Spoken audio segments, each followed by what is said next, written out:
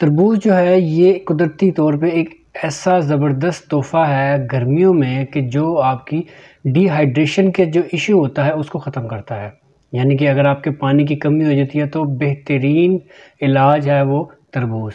अगर आप अपना वज़न कम कर रहे हैं तो आप लो कैलोरीज़ डाइट इस्तेमाल कर रहे हैं तो बेहतरीन आपके लिए खुराक है वो है तरबूज। क्यों? क्योंकि अगर आप पूरा तरबूज खा लें वो आपको तकरीबन 300 से 400 कैलोरीज़ देता है, लेकिन अगर दूसरी तरफ पे आप मुख्तलिफ़ चीज़ें खाएँ, अगर खाली एक समोसा खा लें वो आपको 400 कैलोरीज़ दे देता है। अगर खाली आप एक बर्गर खा लें वो आपको 450 से 500 कैलोरीज़ दे देता है।